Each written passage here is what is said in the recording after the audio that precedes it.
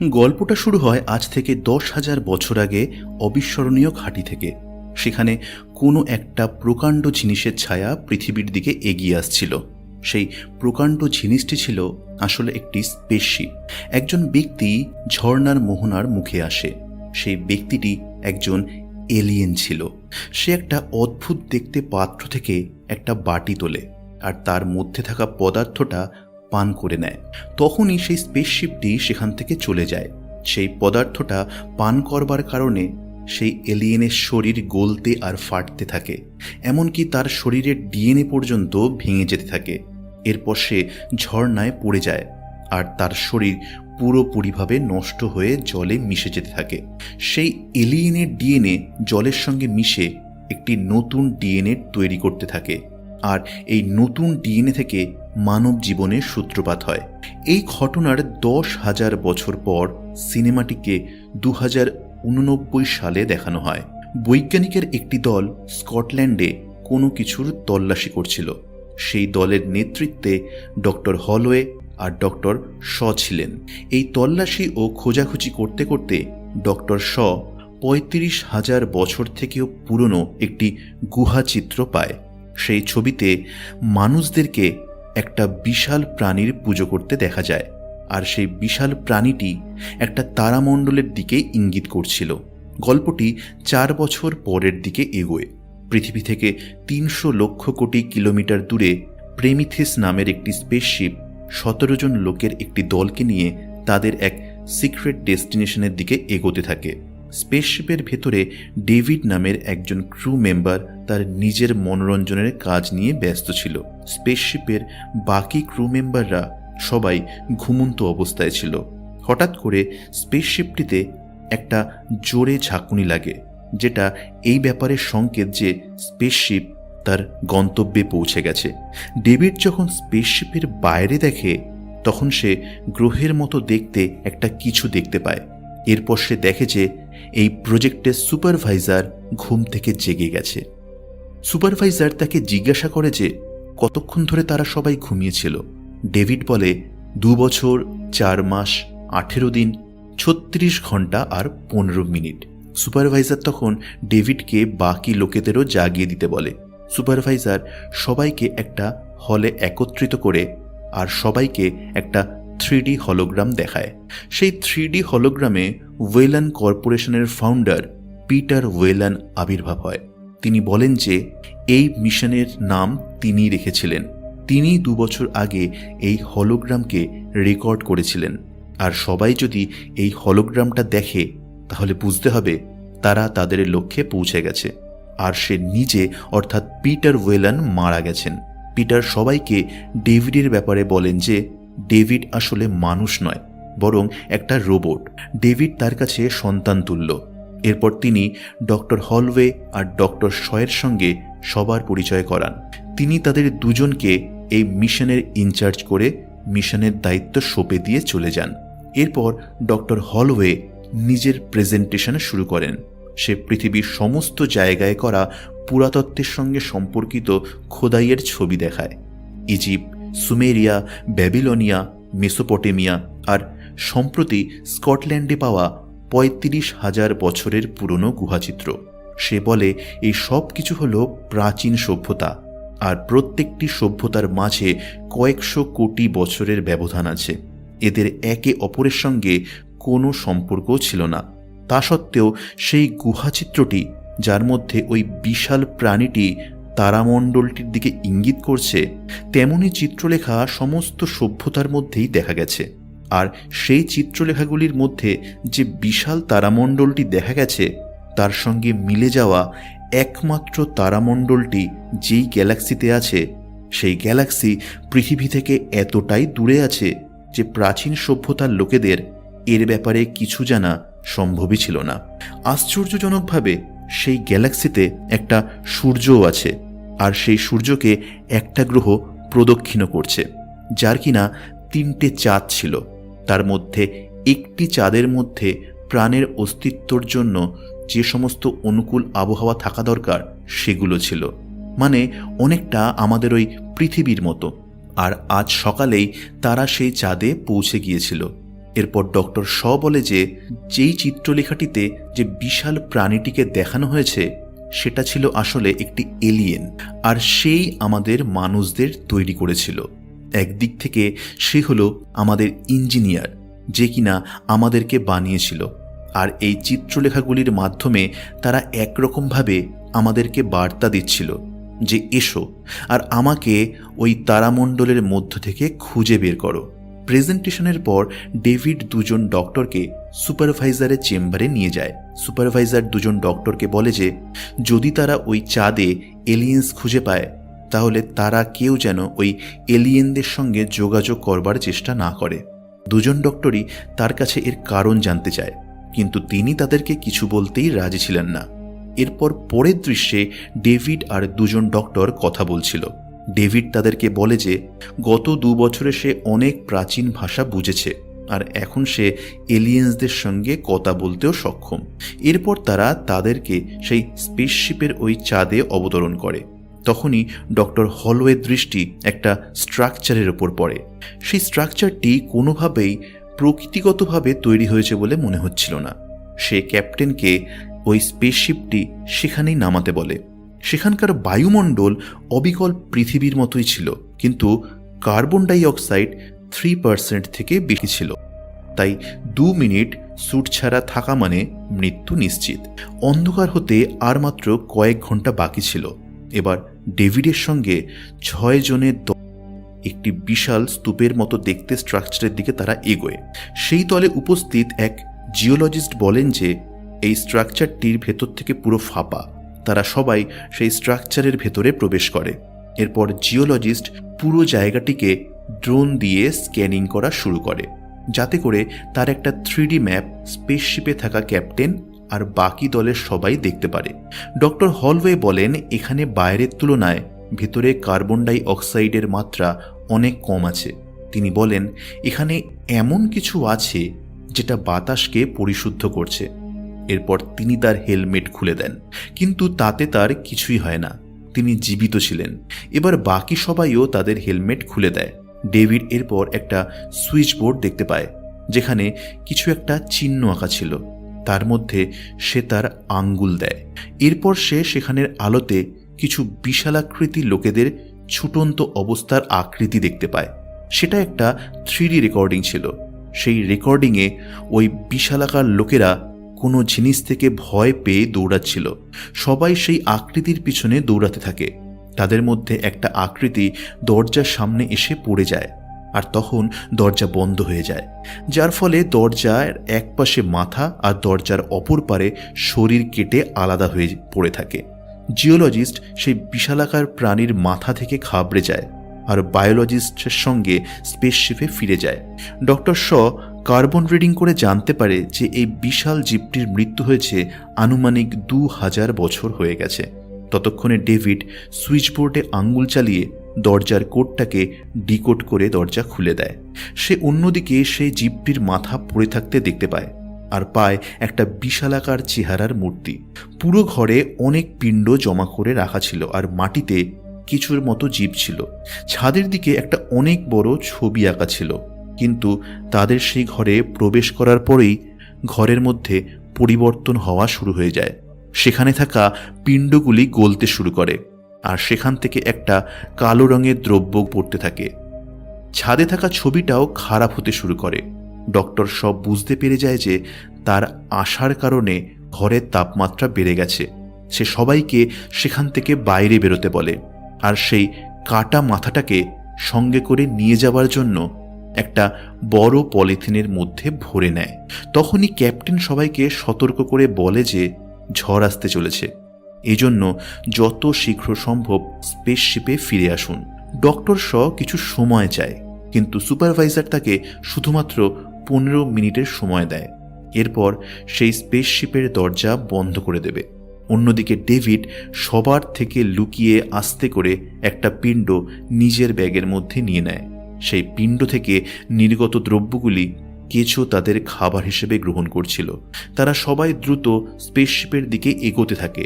ঝড় ঘন্টায় 2000 কিলোমিটার গতিতে তাদের পিছনে আসছিল। এটা কোনো সাধারণ ঝড় ছিল না। ঝড়টিতে সিলিকার কণা আর 1000 ওয়াটের বিদ্যুৎ ছিল।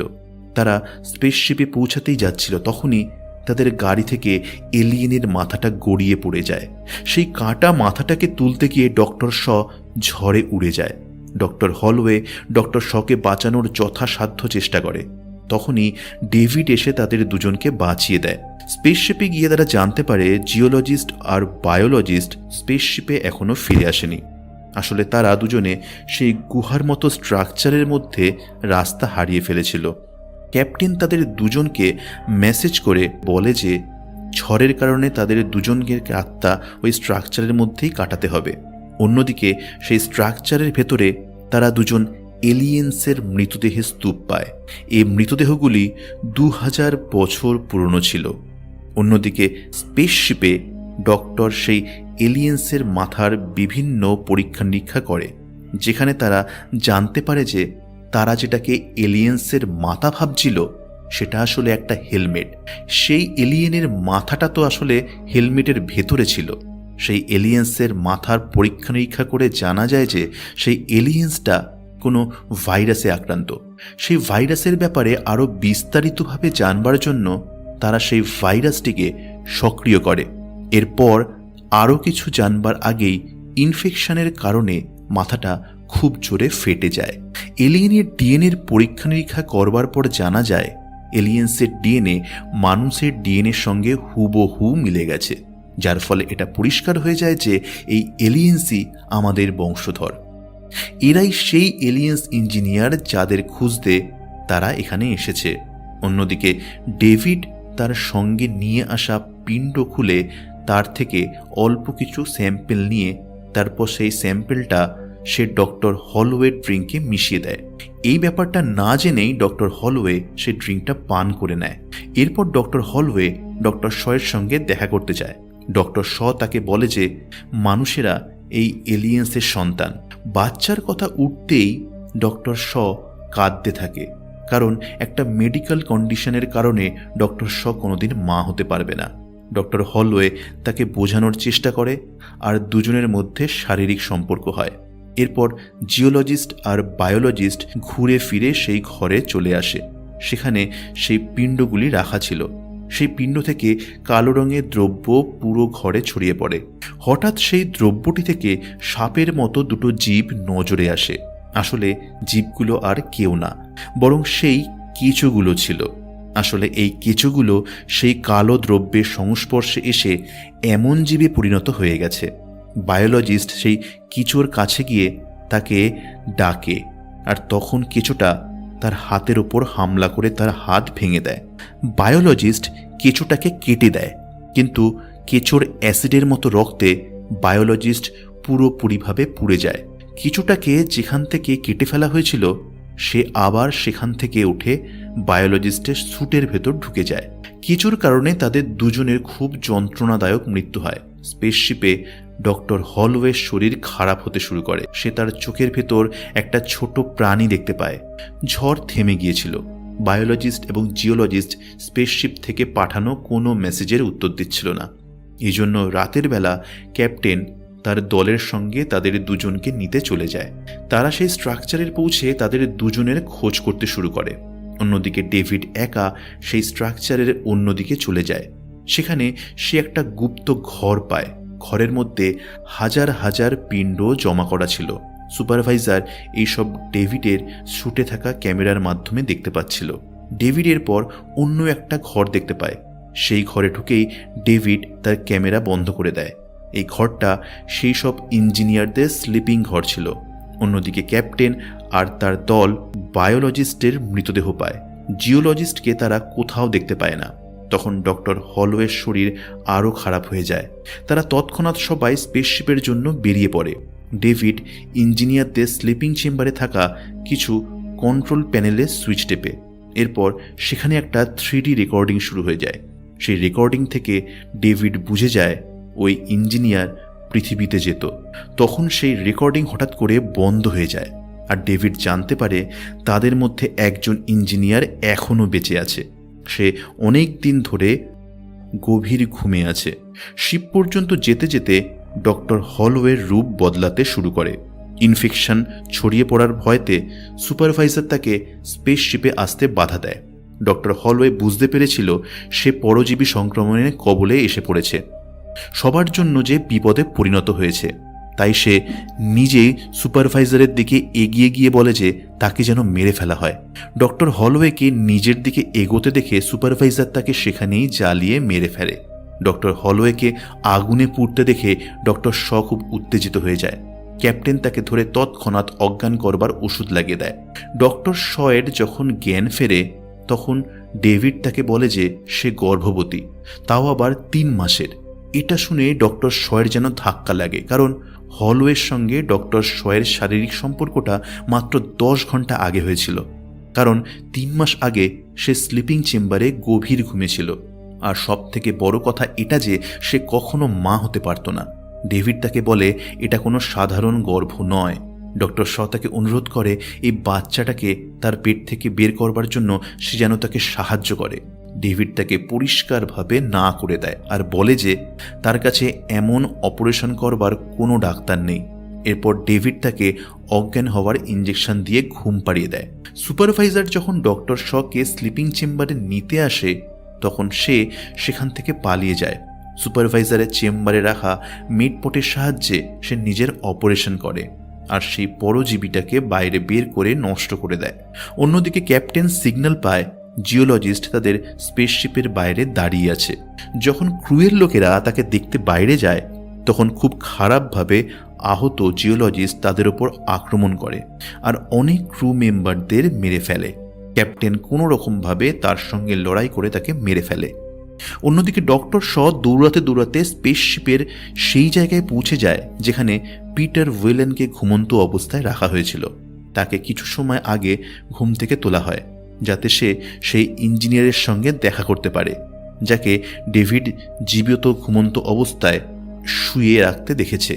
আসলে পিটার ওয়েলান এই মিশনটাতে জন্য পয়সা দিয়েছিল এই কারণে যাতে সে তার নির্মাতা বা ইঞ্জিনিয়ারের সঙ্গে দেখা করে অমর থাকবার পদ্ধতি জানতে পারে। ডক্টর শ সেই ইঞ্জিনিয়ারের সঙ্গে দেখা করবার জন্য তৈরি হয়।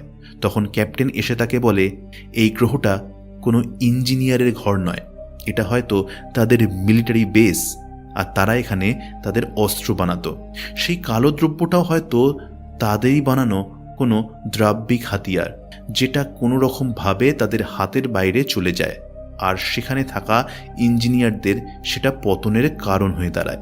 সুপারভাইজার যে আসলে পিটার ওয়েলানের মেয়ে ছিল সে পিটারের সঙ্গে ইঞ্জিনিয়ারের দেখা করবার বিপক্ষে ছিল। তার মনে হয় এটা তার জন্য ভয়ানক হতে পারে, কিন্তু পিটার তার কোনো কথা শোনে না। যাবার আগে ডক্টর শ ডেভিডকে জিজ্ঞাসা করে যদি ডেভিডের কিছু বা পিটারের কিছু হয়ে যায় তাহলে তাকে প্রোগ্রাম কে করবে। ডেভিড তাকে বলে তখন সে স্বাধীন হয়ে যাবে। তখন ডেভিড, ডক্টর শ আর অন্য লোকেরা পিটারকে নিয়ে ইঞ্জিনিয়ারের স্লিপিং চেম্বারে যায়। যখন ক্যাপ্টেন সেই গুহার 3D ম্যাপ বিশ্লেষণ করে তখন সে বুঝতে পারে সেই গুহাটা একটি স্পেসশিপ। ডেভিড সবাইকে বলে যে ইঞ্জিনিয়ার পৃথিবীতে যাওয়ার জন্য প্রস্তুত হচ্ছিল, কিন্তু হঠাৎ করে কিছু গোলযোগ হয়ে যায়।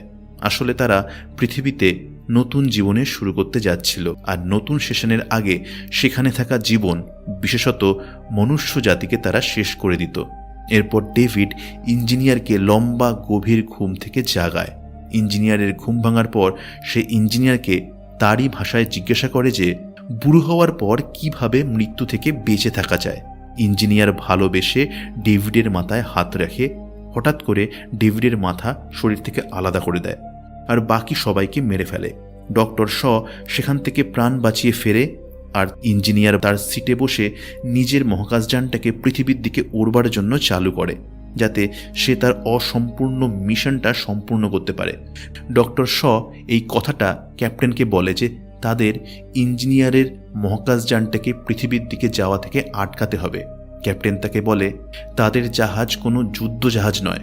এরপর ডক্টর শ ক্যাপ্টেনকে বলে যে কোনো উপায়ে পৃথিবীর দিকে যাওয়া থেকে আটকাতে হবে। ক্যাপ্টেন তার ক্রুকে তাড়াতাড়ি সুপার ইঞ্জিন চালু করতে বলে যাতে তাদের স্পেসশিপ প্রমিথিয়াস গুলির সমান দ্রুত গতিতে ধরে ফেলে। সুপারভাইজার বলে যে এইসবের মধ্যে সে পড়তে চায় না, স্পেসশিপটা তার, এই জন্য তার কথাই এখানে চলবে। ক্যাপ্টেন সুপারভাইজারকে বলে সে তার লাইফ চেম্বার মাটিতে নামিয়ে দেবে, যার মধ্যে সে 2 বছর পর্যন্ত বেঁচে থাকতে পারবে। সুপারভাইজার দ্রুত লাইফ চেম্বারে যাওয়ার জন্য দৌড়ায়। ক্যাপ্টেন বাকি ক্রু মেম্বারদের লাইফ চেম্বারে যাওয়ার নির্দেশ দেয়, কিন্তু কেউ যায় না। তারা সবাই ক্যাপ্টেনের সঙ্গে পৃথিবীকে বাঁচানোর উদ্দেশ্যে খুশিতে খুশিতে নিজের প্রাণের বিসর্জন দেওয়ার জন্য তৈরি হয়ে যায়। অন্যদিকে ইঞ্জিনিয়ারের মহাকাশযানটি উড়তে শুরু করে দিয়েছে। ক্যাপ্টেন প্রথমে লাইফ বোটগুলোকে স্পেসশিপ থেকে আলাদা করে মাটিতে রিলিজ করে। এরপর সুপারভাইজারকে তার লাইফ চেম্বারের সঙ্গে ক্যাপ্টেন মুক্ত করে দেয়। স্পেসশিপ প্রমিথিয়াসের সুপার ইঞ্জিনের শুরু হতে হতেই যানটি দ্রুত এগিয়ে ইঞ্জিনিয়ারের মহাকাশযানের সঙ্গে ধাক্কা খায়। অনেক বড় বিস্ফোরণ সঙ্গে সঙ্গে পুরো মহাকাশযানটিকে নষ্ট করে দেয়। সেই মহাকাশযানটিকে নিচে পড়তে পড়তে সে নিজের কবজায় ডক্টর শ আর সুপারভাইজারকেও নিয়ে নেয়। সুপারভাইজার মারা যায়, কিন্তু পাথরের একটা টুকরোর কারণে ডক্টর শ বেঁচে যায়। আর অক্সিজেন সিলিন্ডারে শুধুমাত্র 2 মিনিটের অক্সিজেন বেঁচেছিল। সে অক্সিজেন নিতে ক্যাপ্টেনের প্রতিনিধিত্ব করা লাইফ বোটে যায়। সেখানে ডক্টর শ একটা পরজীবীকে দেখতে পায়। সে খালি মেটপট থেকে বুঝে যায় এই পরজীবীটা আসলে সেই অক্টোপাস যেটা তার গর্ভাশয় থেকে বেরিয়েছিল। সেটা তার গর্ভাশয় থেকে বেরিয়ে মারা যায়নি, উপরন্তু সেটা অনেক বড় হয়ে গিয়েছিল। ডক্টর শ ওয়্যারলেস রেডিওতে ডেভিডের আওয়াজ শুনতে পায়। ডেভিড তাকে বলে যে ইঞ্জিনিয়ার তাকে মারতে আসছে। এরপর ইঞ্জিনিয়ার ডক্টর শয়ের ওপর হামলা করে দেয়। তখন ডক্টর শ সেই অক্টোপাসের দরজাকে আনলক করে দেয়। অক্টোপাস ইঞ্জিনিয়ারের ওপর হামলা করে দেয়। তাদের দুজনের মধ্য থেকে ডক্টর শ নিজের প্রাণ বাঁচিয়ে সেখান থেকে পালিয়ে যায়। ডক্টর শ তার সাহস হারিয়ে ফেলেছিল। সে ডক্টর হলওয়ের কথা মনে করে কাঁদতে থাকে। তখন আবার ডেভিডের আওয়াজ ওয়্যারলেস রেডিওতে আসে। ডেভিড ডক্টর শয়ের কাছে সাহায্য চায়। ডক্টর শ বলে সে কেন তার সাহায্য করবে।